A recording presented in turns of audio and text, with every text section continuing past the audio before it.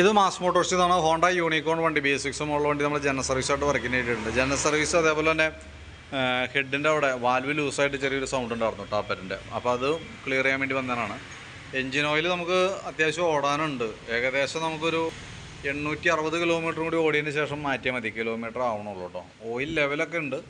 അപ്പോൾ നിലവിൽ വേറെ നമുക്ക് ഓയിലുമായി ബന്ധപ്പെട്ട കിലോമീറ്റർ ഓടിയതിന് ശേഷം മാറ്റിയാൽ മതി. നേരത്തെ മാറ്റിയിട്ട് പ്രത്യേകിച്ച് കാര്യമൊന്നും. പിന്നെ നമ്മളതിൻ്റെ ബ്രേക്കിൻ്റെ ഭാഗത്ത് നമ്മൾ ക്ലീനിങ്ങിനൊക്കെ ആയിട്ട് അയച്ചിട്ടുണ്ട്. ബ്രേക്ക് ലൈനറൊക്കെ നമുക്ക് ഉപയോഗിക്കാനുണ്ട്. ബ്രേക്ക് ക്യാമ്പൊക്കെ ഒന്ന് അയച്ച് ഗ്രീസ് ചെയ്ത് റീസെറ്റ് ചെയ്യാം. ടയറൊക്കെ ആയാലും പുതിയ ടയർ അടക്കണേ.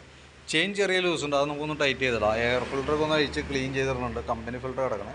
കാര്യമായിട്ടുള്ള പൊടിയൊന്നുമില്ല. അപ്പോൾ ജസ്റ്റ് ഒന്ന് തുടച്ച് ക്ലീൻ ചെയ്ത് റീസെറ്റ് ചെയ്താൽ മതി. ബാറ്ററി നമുക്ക് ഇരിക്കുന്നത് വണ്ടി വന്നപ്പോൾ ഉള്ള ബാറ്ററിയാണ്, എക്സൈഡിൻ്റെ ബാറ്ററിയാണ്. ഞാൻ അതിൻ്റെ വോൾട്ട് നോക്കി 12.7 വരെ കാണിക്കുന്നുണ്ട്. ലോഡ് കൊടുക്കുമ്പോൾ 8.9 വരുന്നുണ്ട് കേട്ടോ. 8.5 വോൾട്ടിൽ താഴേക്കാണെന്നുണ്ടെങ്കിൽ ബാറ്ററി ഓൾറെഡി കംപ്ലയിൻറ്റിലേക്ക് വരും. ഇപ്പോൾ നിലവിൽ 8.9 ആയിട്ടുണ്ട്. 8.5 താഴേക്ക് വന്നു കഴിഞ്ഞാൽ ഓൾറെഡി നമുക്ക് സെൽഫിൻ്റെ പ്രശ്നമൊക്കെ കാണിക്കാനുള്ള സാധ്യതയുണ്ട്. അപ്പോൾ വലിയ താമസമില്ല. നമുക്ക് കംപ്ലയിൻറ്റ്സൊക്കെ സ്റ്റാർട്ട് ചെയ്യാനുള്ള ടൈം ആയിട്ടുണ്ട്. ബാറ്ററിയുടെ കംപ്ലയിൻറ്റ് കാണിച്ചിട്ട് മാറ്റിയാൽ മതി. നമുക്ക് യൂണിക്കോൺ ആയതുകൊണ്ട് കിക്കർ അടിച്ചാൽ വേണ്ടി സ്റ്റാർട്ട് ചെയ്യുന്നതിന് വേറെ പ്രോബ്ലം ഒന്നുമില്ല. കംപ്ലയിൻറ്റ് കാണിച്ചിട്ട് മാറ്റിയാൽ മതി. ഫ്രണ്ടിലേക്ക് വരുമ്പോഴത്തേക്കും ഫ്രണ്ട് ഷോക്കിൻ്റെ വർക്കിംഗ് ഒക്കെ ചെക്ക് ചെയ്ത് നിലവിൽ ഓക്കെയാണ്.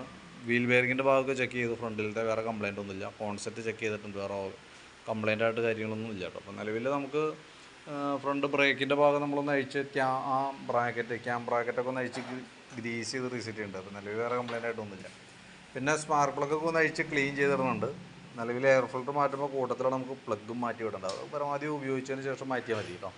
അപ്പോൾ അങ്ങനെ മേജറായിട്ടുള്ള കംപ്ലയിൻ്റ് ഒന്നുമില്ല. ജസ്റ്റ് ഒരു പീരിയോഡിക് സർവീസ് പിന്നെ അതിൻ്റെ ടാപ്പറ്റ് ക്ലിയറൻസും കൂടി കൂട്ടത്തിട്ട് നടത്തിയിട്ടുണ്ട്.